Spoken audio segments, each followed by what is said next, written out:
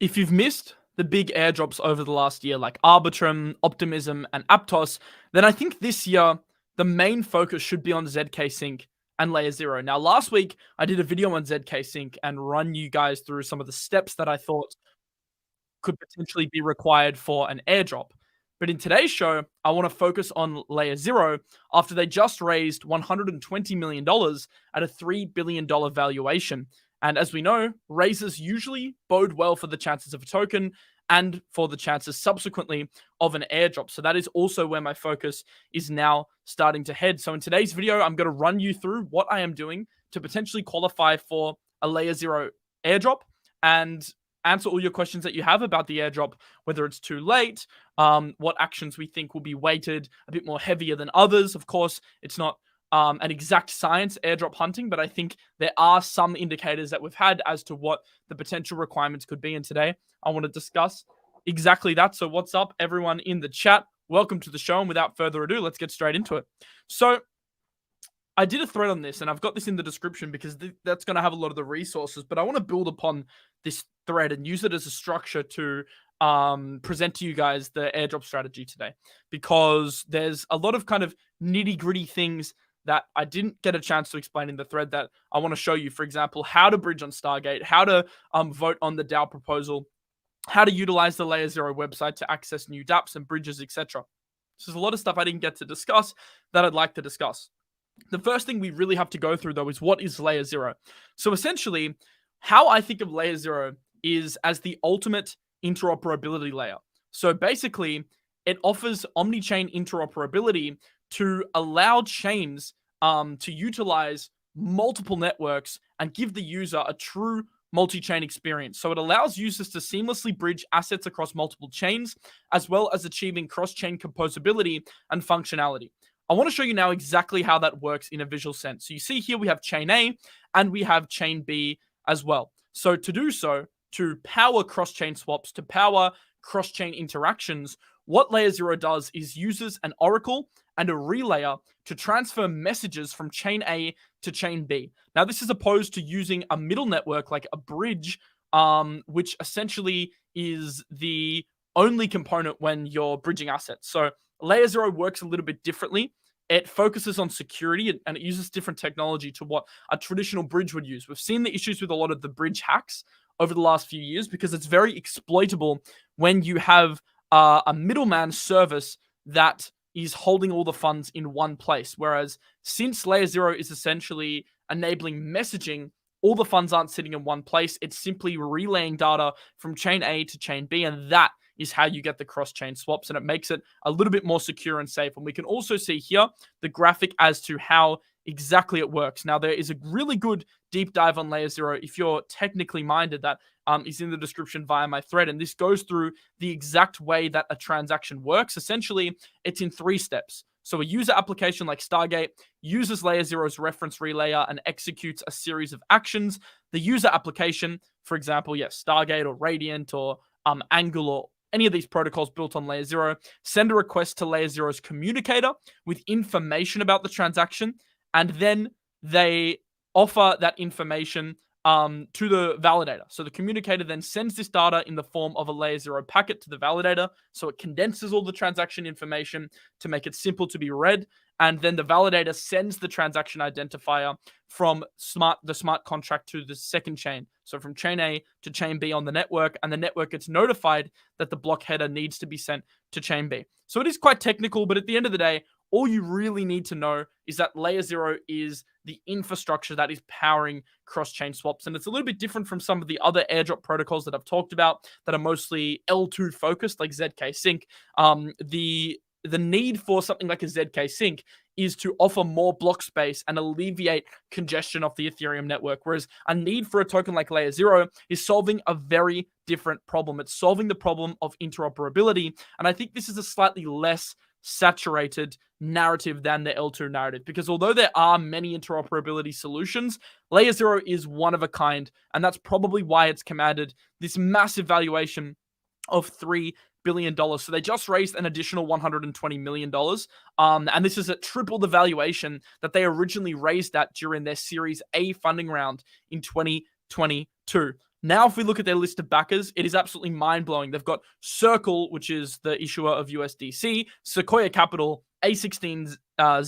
They've got Samsung as a backer, and even Christie's. Like, literally, the auction house Christie's has invested in LayerZero. So they've got one of the most, if not the most stacked cap table in crypto. And we know a strong cap table tends to bode very well for a token. Why does this bode well for a token? Well, one, investors want ROI. So if you're a Christie's, if you're a Samsung, and you're investing a shit ton of money into LayerZero, then you need to somehow get your money back. And there's two ways they can do this. The first way is through equity, and so that might come into play if they ever chose to sell the company or do a public float. And then the other way they can do it is through a token. And in crypto, very dissimilarly to Web 2, tends to go the token route because the goal for a lot of these protocols is to eventually become decentralized. So they can become more decentralized and at the same time get their investors, like your Circles, like your Sequoias, like your Samsungs, the ROI that they want via a token. And that's what we've historically seen. Now, of course, a token will typically lead to token incentives to get users actually using the platform. So if they do launch a token, there's a strong chance there's going to be an airdrop. So that leads us to the question, will there actually be a token? Well, I think I already answered that, but if you wanted further proof, you can have a look at their open source code and you'll see a line here that says zero payment address, the address of zero token holder who would pay X under the parameters line here. So that basically specifies that, yes, indeed, in the actual source code, there is something that alludes to a ZRO token eventually being launched. And I think this is a very strong indicator. The team has skirted around whether they're going to launch a token a little bit. We saw the same thing from Arbitrum. They said they weren't launching a token. They launched a token. We've seen the same thing from many other projects as well. I think even Optimism in their early days.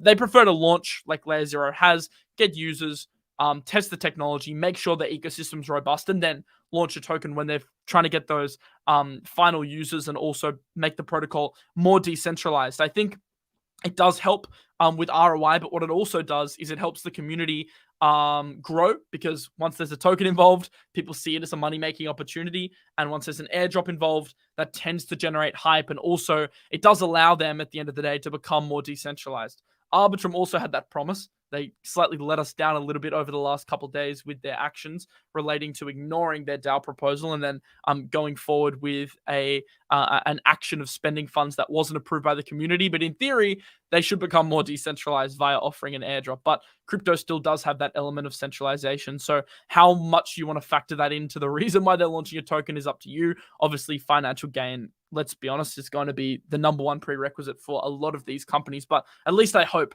they're aiming to become more decentralized. So if they launch a token, an airdrop is likely. As we know, the crypto space is very competitive. Every project wants a slice of the pie. Now, although the interoperability space is not as competitive as the layer 2 space, they still do have genuine competition. So you've got chains and other LayerZero-esque projects like Cosmos.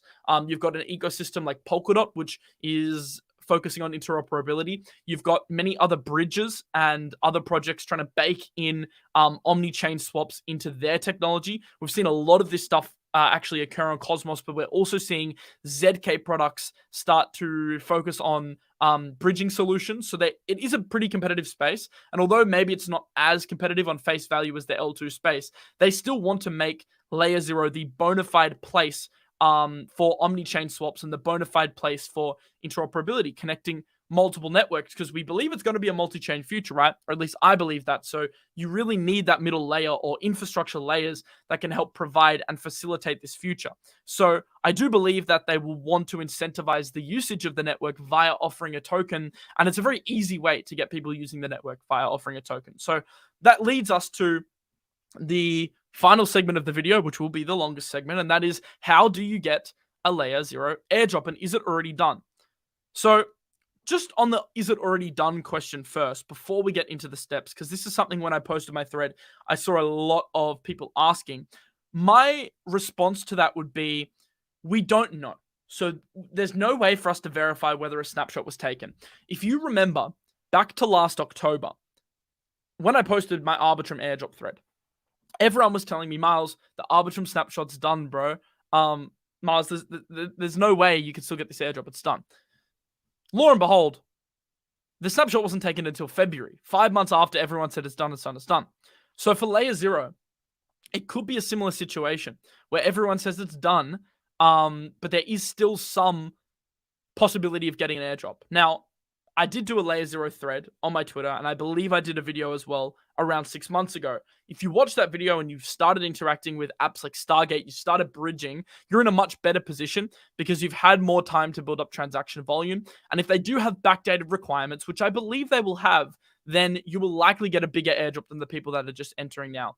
But if you're still on the sidelines and you've never interacted with any LayerZero protocols before, you've never even used the network or bridged onto it, I still think the risk reward is in your favor to get involved versus not getting involved.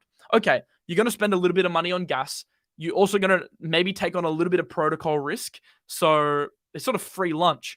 But at the end of the day, you don't need to spend crazy amounts of money.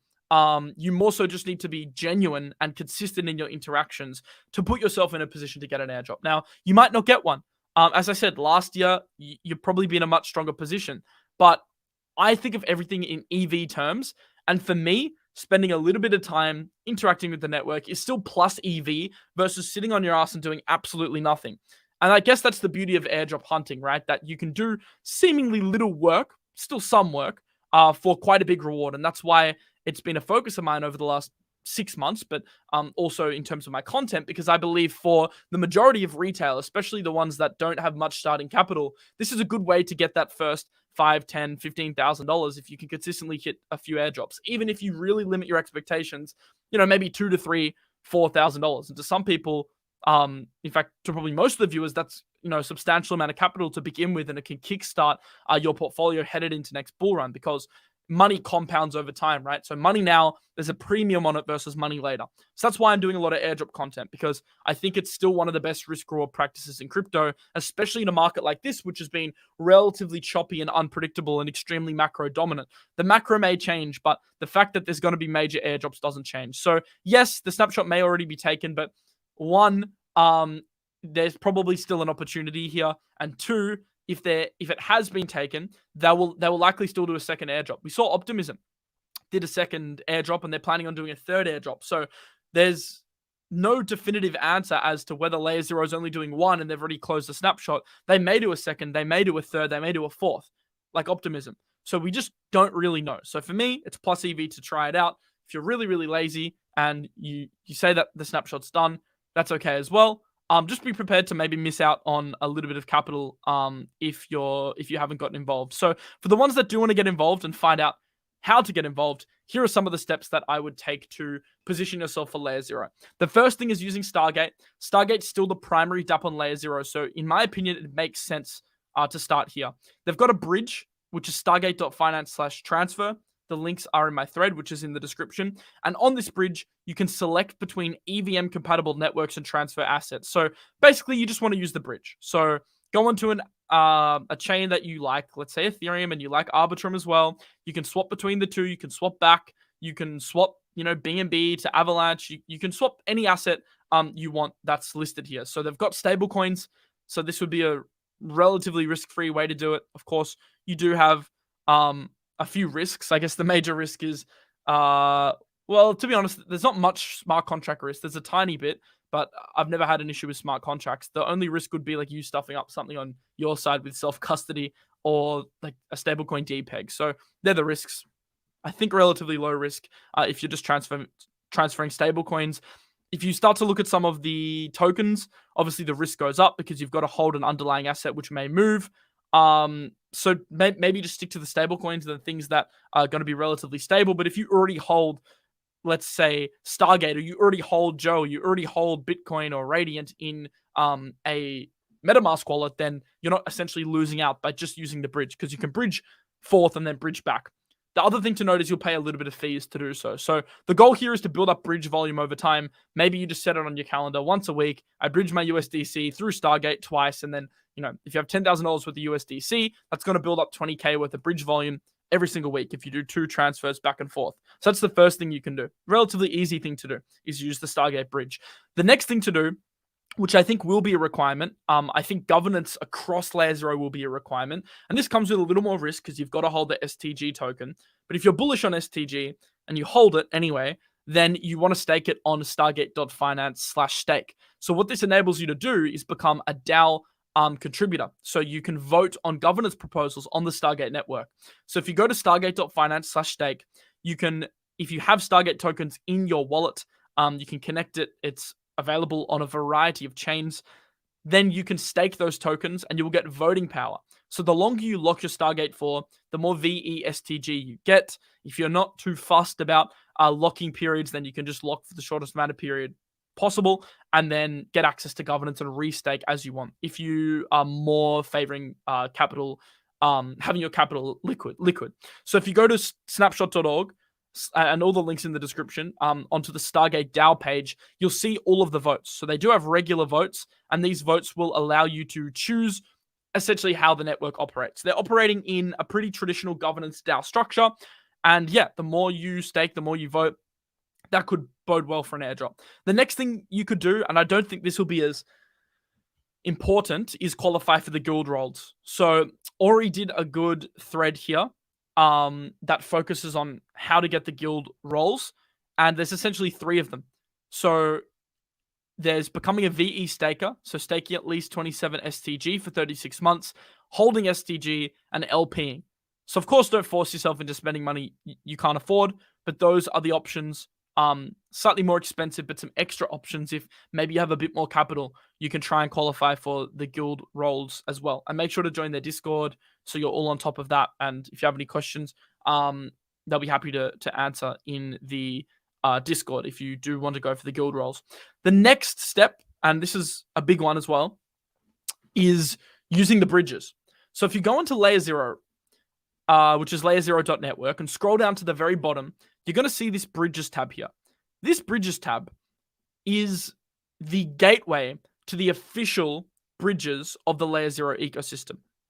So what you want to do is you want to go onto each bridge. So we've got the Aptos bridge, the Bitcoin bridge, and then the 2 USDC testnet bridges. And you want to bridge funds back and forth. So on the Aptos bridge, you can bridge between an EVM compatible network, like an AVAX, or an Ethereum, or an Arbitrum, or an Optimism, or a Phantom, or BNB, and Aptos. And you can transfer from Aptos back. All you'll need to do is have a MetaMask wallet, and you'll also need a wallet on the Aptos network. And then you can transfer stablecoins, let's say from Polygon to Aptos, etc.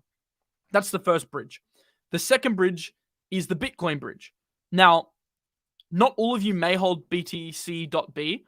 What it is it's a bridge form of Bitcoin that you can buy on Avalanche. So it's pegged and backed by real Bitcoin reserves on the Avalanche network.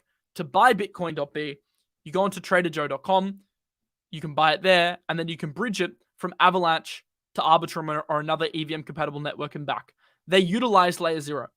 So that's the reason why we're using this bridge, because they are an official LayerZero bridge, which is on the website. So there's many other bridges using LayerZero tech, but these are the official ones on their website. So I feel like if they do have to prioritize in terms of airdrop requirements, I feel like they'll prioritize the official bridges. And that's why I'm using these ones more so than the other ones, because we know Trader Joe and some of these other DEXs are now starting to implement LayerZero communications. So that's the BTC bridge. You'll need BTC.B. As I said, it's a Bitcoin stablecoin essentially. So it's pegged to Bitcoin, backed by Bitcoin reserves. You can do some more research on that asset. You buy it on Trader Joe. You swap it back and forth. Once again, if you don't already own it, I'm not going to force you to buy BTC.B. You have to work out whether it makes sense for you, right? No point buying an asset that you don't want to hold. Maybe if you already have Bitcoin, it makes a lot more sense because you can just sell it, rebuy it on Trader Joe. You don't really lose much. You'll lose gas and a tiny bit of slippage, and then you can transfer and then, sell it back into Bitcoin. You might lose a little bit though doing that. Just beware. And also beware, Bitcoin is not native on MetaMask, right? So if you're buying Bitcoin, you'll likely have to sell it out into a stablecoin on a centralized exchange, transfer to a MetaMask wallet, and then swap that on the Avalanche network. So there's a couple more steps required because you can't actually send Bitcoin to a MetaMask because the Bitcoin network is the Bitcoin network. That's why BTC.B exists, and that's why Wrapped Bitcoin exists, to allow you to trade Bitcoin on a MetaMask wallet. The next 2 bridges I'll go through quickly are the testnet bridges. So these are free tokens. If you go into the LayerZero Circle bridge, you can transfer from the 𝗟𝘆𝗃, which is the Ethereum testnet, to the Fuji, which is the Avalanche testnet. And you can swap USDC back and forth. To get testnet USDC and testnet ETH, you see these 3 little tabs here. You just want to click on them, enter your wallet address, submit the captcha, and it's going to send USDC to your wallet because it's free tokens. They're not real, right? They're just they don't really have any real value. They're just testnet tokens. So you can get them for free, transfer them across.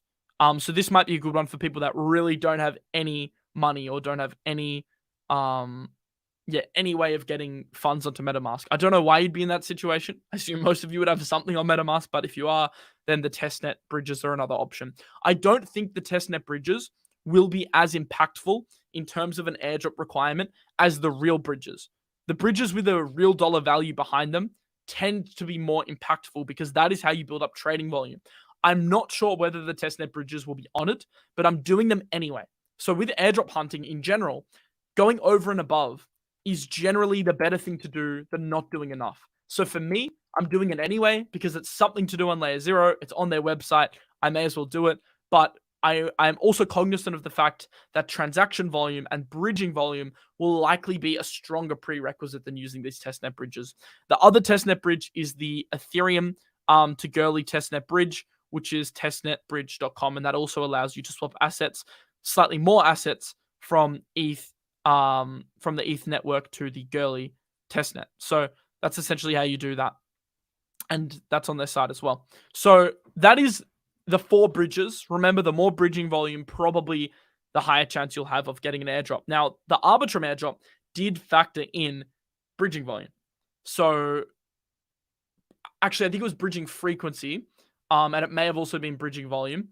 Actually, I want to find out exactly what it was. One sec. Let me just find out exactly what it was so I can give you the exact stats here, because I want to see the Arbitrum requirements. It's the best bit of precedent we currently have for how an airdrop is going to be conducted. So it was deposits, transactions, and bridges. So I'm not sure if this was tiered. It may not have been tiered, but bridging was one requirement, transacting was one requirement, and then we had depositing liquidity as a set of requirements. And then they also had some testnet. Well, Nova's technically not a testnet, but they did have Nova transactions as well. But the main net was where the majority of the requirements were. I think LayerZero is going to be a bit different because it's not an L2, which means dApps aren't built directly on LayerZero. They're just built utilizing LayerZero. There's a distinction there. But I think this is a good reference. If you want to screenshot this now, you can. Give you a few seconds if you're on your phone. This is a good reference for what qualifying actions could be potentially needed. All right, let's get into step number 3. Before we get to step number 3, and this is the ecosystem step, so these definitely will be factored in if there is an airdrop. I say definitely. Look, there's no way to know 100%. It could not be, but like basically all my intuition is telling me that using the ecosystem will be factored in. Before we get into that, I want to remind you about the OKX giveaway. So we're giving away a Tesla or $50,000. You can choose whether you want the Tesla or the $50,000. Technically, if you win $50,000, you could buy a Tesla and then still have $7,000 left over. We're also giving away a holiday to the Maldives, as well as 2 Manchester City tickets, once again redeemable for their US dollar value. So over $60,000 worth of prizes over the next few weeks. How do you get involved? Very simple. There's a link in the description. I think it's the second link, and all you need to do is sign up for a new OKX account and open a trade. So if you open one trade, even if it's literally $1, you'll get 1 raffle ticket. The more you trade, the more raffle tickets you get. So if you build up your trading volume, every $10,000 worth of cumulative volume, including margin, will give you another 5 raffle tickets. I just want to make it clear, if you're not, don't gamble money you can't afford to lose. Don't just open crazy leverage trades for the sake of winning a Tesla. Make sure to be responsible. Make sure to only trade money you would genuinely trade with anyway. So if you're going to open a trade on Bybit for $1,000, consider just doing the exact same action on OKX, but don't go crazy. I mean, of course, what you do with your money is up to you. I can't advise you on that, but yeah, just letting you know that it is a tiered system and a raffle system. So next week, we're giving away the city tickets, then the holiday, then the Tesla. So these next few weeks are going to be absolutely crazy on the giveaway front. So link in the description if you want to trade on OKX. Honestly, very good exchange to trade on. I'm not just saying that because they're a sponsor. I've genuinely been using them, and it is a very nice exchange to trade on. I think most of you that have used it would also agree with that. But check it out yourself and see if you do like it. Okay, let's get into the ecosystem. This is the fun stuff. This is the degen stuff. And this is, as I said, probably going to be a big requirement. I do think governance will be a requirement. So I've just got a strong feeling that something like a Stargate could be required. But the ecosystem as well has more governance opportunities and opportunities to develop volume. Because if you remember that Arbitrum sheet I showed you before, transaction value and transaction frequency were factored into that airdrop. So in terms of using the LayerZero network, it is a big ecosystem, but there are really only a few dApps which are live and operating. So you've got your bridges here, you've got your infrastructure here. Some of these aren't very strongly tied though. So something like a DeFi Kingdoms, yes, it uses LayerZero to bridge between Harmony and AVAX, but it's just using the communicator. It's not like an official partner. Whereas you have some protocols which are much more strongly tied to LayerZero. Someone said, what's the TVL on LayerZero? It's actually not viewable through DeFi Llama because LayerZero is not a chain. LayerZero is infrastructure. So it doesn't have TVL sitting on its network. These individual dApps are built on other networks. For example, Radiant Capital is on Arbitrum. So the TVL is technically listed under Arbitrum, but it uses LayerZero so it can offer omni-chain liquidity. So liquidity across multiple chains or swaps across multiple chains into different vaults. That part uses LayerZero. So TVL doesn't actually sit on the LayerZero network. It sits on your base L1.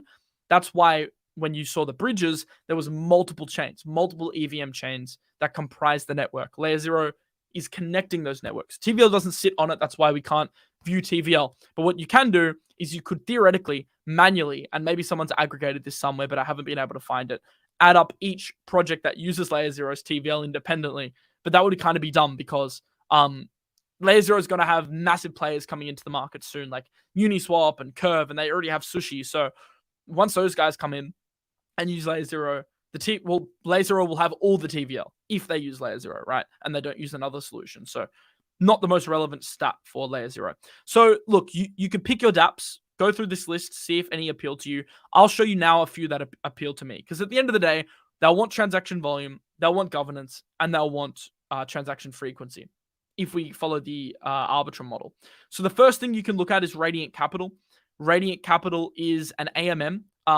Technically, actually, it's not an AMM. I was wrong. It's a borrowing and lending market. It's a money market built on the Arbitrum network. I believe they're also on BNB. Yep, they're also on BNB. So what you can do here is deposit and borrow assets. They also have looping strategies, much, much riskier. They also have some pretty safer vaults. So if we go into the dashboard here, we can see, let me go to the dashboard. I don't have my wallet connected. Makes it a bit difficult, doesn't it, when you don't have your wallet connected? Anyway, it doesn't really matter because you can still see them here. You can see a majority of pools. So you've got the USDT, you've got USDC, you've got ETH, wrapped Bitcoin. Essentially what you're doing is you're just depositing these assets into the platform.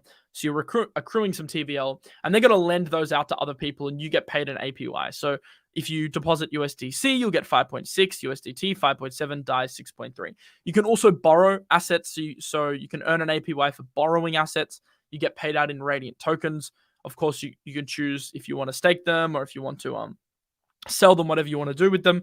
But this is the first thing you can do. You can also loop, riskier strategy as well, but you can loop, and that will also pay you an APY as well. But what happens with looping is if a stablecoin depegs and your utilization rate maxes out, you're going to be liquidated. So with something like ETH, that's more of a risk because it's variable in price, but a stablecoin isn't variable in price. However, we do see depegs happen, so that is a risk. Choose what you want to do. At the end of the day, it'll be transaction volume and TVL that's factored in on these chains. The next thing I would do is make a cross-chain swap on SushiSwap. They actually did just launch their omni-chain swapping function, so you can swap from Ethereum to Arbitrum. This is being powered by LayerZero. The interesting thing about this is it's an actual swap, whereas the bridging requirements that I talked about earlier, they're just bridging. So you're not actually changing assets. It's the same asset, just changing chains. So if you actually want to swap, Sushi is an easy way to do it. There's not many dexes on LayerZero or utilizing LayerZero, but you've got... See, since it's not an L2 or an L1, it doesn't have dexes built on it, but you do have things like Trader Joe and Sushi, which are dexes that use omni-chain swapping. So really, if you want to build up swap volume, the only way to do it would be to use one of those dexes and swap omnichain. So that's why I think Sushi's good, because it'll aggregate for you. But you can use, let's say, it technically doesn't aggregate, actually. I'm a perfectionist. I need to be correct in what I say. Technically doesn't aggregate. It's not like a KyberSwap. It pulls liquidity from its pools, and LayerZero facilitates the swapping component. Something like a Trader Joe will do a similar thing. That's obviously on Avalanche, and they're also, I think, on Arbitrum now as well. So you've got a few options there, but cross-chain swapping could be one requirement. The next thing is utilizing some of the other key dApps. We talked about Radiant. Rage Trade is another one. So Rage Trade, if we go into the app, is a vault product. So it offers long-short vaults that you can enter in order to earn a yield. So it's kind of like, it offers stablecoin farms, recycled liquidity. It's kind of like an options vault, but instead it is tailored by risk. So you'll see you've got the risk on vault here. You've got the risk off vault as well. And you can also deposit and stake GLP, which is their kind of like GLP on GMX, but it's comprised of a variety of assets. And you can also just do stablecoins. So there's vaults that have different risk tolerances. So for the 20% APR, you can buy SGLP, and I actually want to get up the actual SGLP breakdown Rage Trade just so I can get the exact makeup of it. It might be on the website as well. Let me see if I can get the GLP. I think it's just GLP from GMX. Yeah, so it's the same as GMX. So if we go into GMX, we can launch the app, agree, go to the Earn tab, and you'll also see the GLP vault, which is this one. So that's going to be comprised of, I think, Ethereum, Bitcoin, Chainlink, Uniswap, USD, Tether, DAI, and Frax if you're on Arbitrum. And then if we go over to Avalanche, it's comprised of AVAX, ETH, Bitcoin, USD, and USDC. So GLP in its vault, its risk on vault, will earn you 20% through Rage Trade. And then the risk off vault, which is basically just stable coins, is paying 3%. Right now they've reached the cap, but they do, so technically like today you can't stake in these pools, but what happens is they change the cap periodically. So if they do change the cap, you may be able to get in, but there's a lot of competition right now for LayerZero. So for you, the 80-20 vault might be an option on Curve. Oh, they've also reached the cap there. Damn, literally a couple of weeks ago they hadn't reached the cap. Just keep your eye on it anyway, because you may be able to deposit. You can also trade on the platform. That's an easy way to get trading volume up. Once again, if you're going to trade to volume farm, don't do anything stupid. Make sure you're like trading with in line with your risk tolerance. So don't try and trade out of line with your risk tolerance. Also, smart contract risk is the thing. So, things can go wrong on dApps. It is audited, but things can go wrong. And I'm not responsible if things do go wrong. So I'm not putting a crazy amount of money into it, but it's just another way to interact with the ecosystem. So there are many other dApps in the LayerZero eco. By the way, post your questions if you have questions, because at the end, I'll go through them all and hopefully it can give you more clarity on the best practices to get an airdrop. The ecosystem's growing pretty quick. This is another graphic which exemplifies the dApps building on the ecosystem. So you've got Stargate, Sushi, Rage Trade. You've also got Angle Protocol, which is another interesting one. I definitely would have a look at that. What else have I seen that I like? Radiant, of course, we talked about. I haven't really looked into Venus or Vaults Pro. You can look into them. I've heard of Mugen Finance. So there's a few DeFi applications using LayerZero. Of course, they are also partnered with Circle and Harmony for their bridges. One is through DeFi Kingdoms. And then they also have the native bridges that we talked about. So as new DEXs start to launch and utilize LayerZero, and as more partnerships are made with LayerZero, it's pretty simple. Just interact with those dApps. At the end of the day, what they're looking for is genuine interaction with the ecosystem. So any way you can interact with the ecosystem will bode well for an airdrop. So focus on getting your transaction count up. Focus on getting your volume up. This is very important. Use multiple networks. Don't just use ETH or Arbitrum. Use Polygon. use BNB. Make sure you use all of the networks you can. Use Aptos, because there may be a chain requirement. So the more chains you use, the better. Once again, LayerZero is connecting multiple chains, right? So the more chains you use, theoretically, the stronger you will be in a position to get an airdrop. And interact on a regular basis. So as I said, come up with a calendar. Make sure you're regularly interacting, whether that's every Sunday, every Monday, I don't care. As long as you're regularly interacting. We saw Arbitrum had consistency as one of its requirements. I think as well, that could be required for LayerZero. I already went through whether the snapshot's taken earlier in the show, so I won't repeat that. What I will tell you, though, is just make sure you enjoy the process. Airdrop farming can be overwhelming if you make it overwhelming, but it's really just a game of consistency and patience. None of these steps take long. Bridging just on Stargate doesn't take long. Using a testnet bridge or an Aptos bridge doesn't take long. Trading a little bit on SushiSwap or depositing into a Radiant Vault doesn't take long. It's about consistency, though. So genuine interactions and trying to use consistency as a way to build up volume over time. You got to enjoy the process. So use dApps you enjoy. Ideally, you'd use dApps that you would genuinely use anyway, and they also have a LayerZero affiliation. So for me, getting the Arbitrum airdrop was super easy because I really like Gains Network. So I do a lot of trading on Gains, and that's how I got like an airdrop on some of my wallets, because I was trading anyway. So the best thing is using apps you genuinely like using. So if you need to bridge cross-chain, if there's a time that you're thinking, oh, I need to bridge my AVAX to Avalanche, use Stargate. Or, oh, I need to bridge my USDC across to Polygon. Don't use another bridge.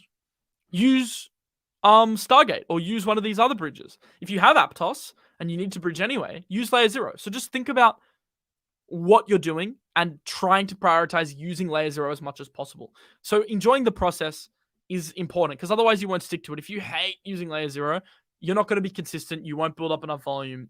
You're not going to get it. So you got to be organized, have set days you do it, create a Notion, create an Excel where you have checklists for the steps. You can use my thread as a guideline. There's a link in the description.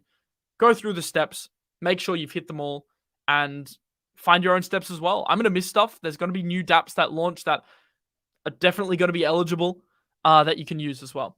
You're not guaranteed an airdrop, though. I just want to tell you, like, you could do this for months and miss the snapshot, or they change their plans and they cancel their token. Like, anything can happen. You're not guaranteed an airdrop. So all of the airdrop hunting stuff I talk about is based on EV, expected value. Just as, like, you could open a trade on an ETH breakout and be plus EV. So theoretically, your expected value is higher. So probability says you'll make money and still lose that trade. That's just how it works. So you've just got to play the hand to the best of your ability. And if you have an edge, you got to play the edge. And airdrops, I believe there is an edge. So if there is one and you're willing to trade a little bit of time, then you may as well take the edge. That's my opinion. I recommend using Fantastical by FlexiBits as a calendar or a Notion. So Notion will just be like a dashboard, like an Excel, basically, that allows you to like write checklists. That would be great for like ticking off requirements on different chains. So you can create a template with like LayerZero, 𝗧𝘂𝘁, Sui. You would have had Arbitrum in there, and then you would have the individual requirements on a separate checklist. Tick them off, and then use like a calendar, Google Calendar, Fantastical, to actually schedule times. So maybe Sunday at 10 a.m., Sunday at 11 a.m., or Friday after work. You just spend half an hour going through the checklist, half an hour a week to get an airdrop. It doesn't sound too bad to me. It really doesn't. So yeah, I think it makes it a lot easier when you're organized. That's my number one airdrop tip. So I want to get to the comments now, so you guys can ask any questions you have. Okay, let's get into it. Elizabeth in the house. Joby going full degen. The cool thing about LayerZero is it's just across so many different projects now. So there's a lot of potential to qualify for an airdrop here and use the network. Anderson says good methods. If there is any methods I missed, or there's something that you think will be a requirement, let me know in the comments below. I'd be happy to, discuss whether it could be required. In the meantime, I'm going to do a bit of charting on Bitcoin and ETH and have a look at the market, because I know a lot of you are probably wondering what's next for Bitcoin and stuff. By the way, a lot of these assets I talked about, like the stable coins, even BTCB, like all of this stuff, they're across multiple chains. So an easy way to access trading across multiple chains would be on KyberSwap. So of course you can trade on a DEX like KyberSwap to aggregate for you and get you the best rate. So if you want to swap from, let's say, ETH and you need USDT in order to bridge on Stargate, you could swap ETH to USDT on a variety of networks, and then it'll give you the best trade route possible. So yeah, just wanted to remind you, KyberSwap will aggregate that for you. Is there a value using multiple wallets to qualify? Yes, is the short word. Yes. The only thing is, projects are getting smart, and what I feel is going to happen is geolocation might start factoring in. So if they see the same computers using the same protocols, they might like limit it to 1 airdrop per user. Maybe not, because Arbitrum didn't. So on Arbitrum, you could literally have 10 MetaMasks and you would have gotten them all if you did the same requirements. But I feel like they're trying to stop that. So they may implement measures to stop that. If they do, you can use a VPN. Now I don't recommend you to like do anything dodgy and try and exploit these protocols, but you can use a VPN. Funny because NordVPN's in the top right-hand corner. If you do want a VPN, it's $3 a month. There's a link in the description. But I'm not telling you to use it necessarily for airdrop farming, especially if you're in America. You can actually break the law with that now. I think they've changed things, but you need to look into your own legalities in your own jurisdictions in relation to airdrops. I just recommend generally using a VPN when using DeFi. So I think it's literally $3 to save potentially thousands of dollars. It makes sense, especially if you're using all these protocols, guys, using a lot of DeFi a lot of the time. You're going to want to keep yourself protected. So link in the description to that, of course.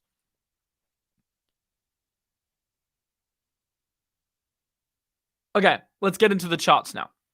Just quickly. Bitcoin, I'm just going to give you a real quick update. So basically the TLDR, right? I'm not going to ramble on too long in relation to the charts. Bitcoin looking nice in one way, looking bad in another way. What do I mean by that? Nice thing is consolidation in this new range. So we basically had one massive range, but now what's happened is we've started to consolidate in this upper range here. So that's a good sign because we haven't had a major breakdown. All the major cells have been eaten up. Even the massive CZ, Interpol, FUD, WIC got eaten up. That's a positive sign. Generally bullish price structure, kind of resembling a bull flag, right? Now for the negative. We haven't made any substantial test of 29 to 30K yet. In fact, every single wick is getting lower and lower and lower. So technically these are lower highs. So what we do want to see is a breakout of this flag. And actually we want to make a new high and attempt range high. The fact we're not attempting and we're getting sold short indicates to me there's just a lot of sell pressure coming in at the 29K level. So Bitcoin actually not looking super strong. Although it's holding nicely and consolidating, it's not looking like massively strong. And we have had a lot of bullish catalysts. We've had the market go more risk on. We had a NASDAQ pump. We had 𝗏𝗏𝗍𝗍 talking about a potential $1 million Bitcoin. We had a lot of retail interest surrounding the banking collapse. That's what drove Bitcoin up so heavily over the last few months. And then that's what resulted in this massive pump from 20 to 28. But it's starting to lose steam around this level. And that's because it's such a major resistance level. So for me, I'm very wary here. I certainly wouldn't long Bitcoin into resistance. Very wary. For me, I'm looking at short setups on Bitcoin. Perfectly honest with you. Short setups on BTC. Just because, look, unless we get a breakout, you're buying into resistance here. You just have to accept that if you're buying Bitcoin. The story's a bit different for ETH because ETH broke out of its range high. Now, the reason Bitcoin is likely stagnating is because new liquidity now we're seeing is starting to flow into ETH. Great sign for altcoins. So altcoins responding very positively. We can see here the ETH BTC chart made a major resistance at the 6.4 level into support and is now pushing up to the next resistance. We break this, and I said this a few days on the show, we break this and we start ranging in this zone, altcoins can really perform strongly. This is a range I'd love to get back into for Ethereum. Let's see how we react here. Could be a short-term sell-off back to mid-range, and then we'll attempt again. But look, first positive sign was that we broke above and had a successful SR. support resistance flip of the 6.5 level. So that was a very, very good sign. For the altcoins, this Ethereum needs to maintain strength. What you have to know is that in 7 days, or actually 6 days from now, is the Shanghai upgrade, or the 𝗟𝗄𝗃 upgrade as they're calling it. Typically what we see, as we saw pre-merge, is you'll see a run-up into these events. See how we saw the run-up pre-merge and then the sell-off into the event. The blue line here is the merge date. So I've outlined the vertical blue line here for the Shanghai upgrade date. What we're seeing is now a pump into the event. There's every chance we do get that dump into the event. So I think we could push a little bit higher here, 2K, even 2.2K if we want to pump real hard. We saw the last few days leading into the merge was a 19% pump the ETH. So if we draw 19% from this bottom wick here, we are at around 2K. And if you draw it in from the closest wick, so 3 days ago, 19%, that means 2.1 to 2.2 is on the card. So can we push higher for ETH? Absolutely. Over the next few days, can altcoins go higher? Absolutely. But I would be very wary about aping, because you've got Shanghai, which could be a sell the news event. I don't know whether it will be. It's just, I mean, a lot of ETH starts to get unlocked. I don't think it'll impact the market, but what it may do is some people may choose to de-risk a little, or maybe just sell some of their positions into the news. Happens a lot with buy the news events. So for altcoins, look, all you need to know is that Ethereum needs to hold and ETH BTC needs to hold. If that happens, alts will perform well. I'm looking at the strongest alts. Look, at yesterday's show, I went over which ones they were. GMX looks strong. Rune looks strong. Injective looks strong. You've got LSDs that look strong. AI doesn't look strong, but I think it'll get a resurgence. So just for me right now, looking at strength, looking at trading strength, and yeah, Bitcoin, just be wary, it's into resistance. Ethereum, it has broken out, but we're ahead of a major upgrade, so now isn't the time to ape and go crazy.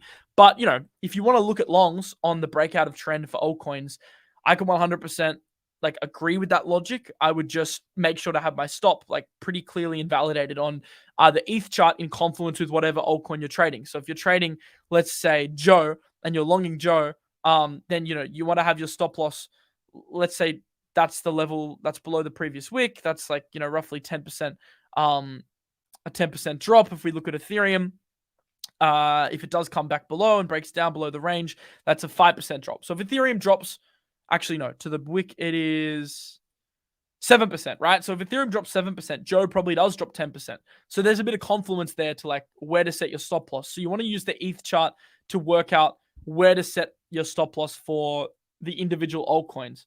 I'm not saying long Joe, I'm just giving you an example of if you were longing on a breakout. By the way, this doesn't look like a pattern that I'd long. If you are longing on a breakout, that's how I do it. I am waiting for a pullback on Joe. Joe's fantastic, but I'm waiting for a pullback. Joe to $1, definitely think it can hit $1. It's just, yeah, I'm waiting for a pullback.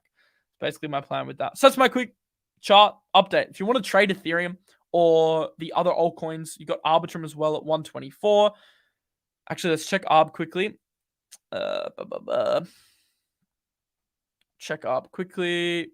ARB. Where the hell is my ARB?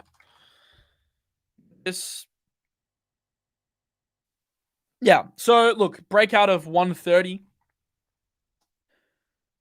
is the major level you want to see break. 132, then 150 is your next target. This doesn't look too strong though. Definitely looks like it's already starting to reject. So it's a lower high technically if you want to draw it like that. So it needs to reclaim mid-range and then push up to the next level at 1.5. So it doesn't look great so far. So it's for me not really a long zone. Unless we pull back to this zone, much more interested in longing here. Until then, I think there are better opportunities. ETH definitely on a pullback to range high. That could be a long, but you want to have invalidation pretty much on a time basis of the Shanghai upgrade. So yeah, if you want to trade, Apex is a really good place to do it because it's an order book DEX powered by Starkware. So it's ZK rollup powered, very fast, very cheap fees, fast execution, and you actually earn money for trading. So if you like trading on a DEX and you want to earn while you do it, you can earn banner rewards, which you can sell or stake to earn more banner.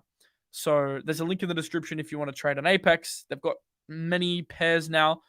They first launched with 5, now they have 12. So constantly adding new pairs. And they've got some of the ones we talked about. Aptos, Doge. I wonder what Doge is doing, actually. Let's look at Doge, because yesterday that was pumping. Doge. Major pullback. Yeah, major pullback. This level actually, I mean, it's kind of a bit of a falling knife.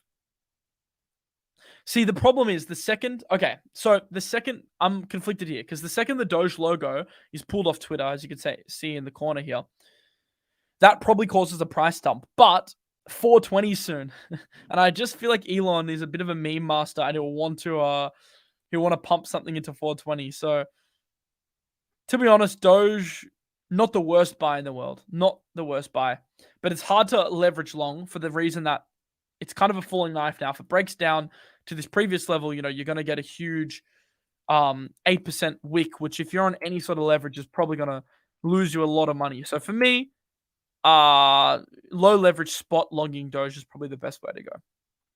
I think you can you can adjust your leverage on Apex. So you can use 1x or 3x or 5x max. I'd probably use for Doge. Not financial advice, just trying to be reasonable here. And yeah, you can adjust it on Apex if you want to open a trade. That's how you do it. Look, I'm not saying long now. I think it's definitely a falling knife. But if you don't have a position, you want one, and you think 420s could be a thing, it's not the worst coin in the world. I don't know. I feel like Doge is just like, I hate it in many ways because it's just like undermines many fundamental principles I respect in crypto. But at the same time, like meme culture, you got to respect it. If we do get a significant alt pump, you just feel like Doge is going to be one of them to run. If we get a pullback to this range, I'm a big buyer, but I just don't know if we will. I think there's enough in the arsenal for Doge to have a pretty strong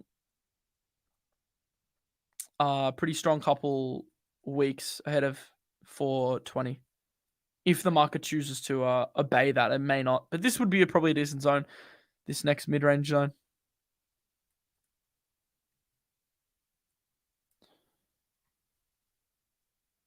All right. Thank you guys for tuning in. Someone said this channel's freaking awesome. Appreciate it. We got in a lot of TA in a very short amount of time. Maybe I should do that in the future, just like more rapid TA, just like less rambling, just 5 minutes on, off. Market update, done. Thanks everyone for joining. Crimson, Joby, Elizabeth, the regulars. Many regulars in the house, which is great to see. And good luck if you're going for the LayerZero Airdrop. It's what I've been interacting with for months now, so I feel like I'm in a pretty good position. If you're not, there's still potentially an opportunity, so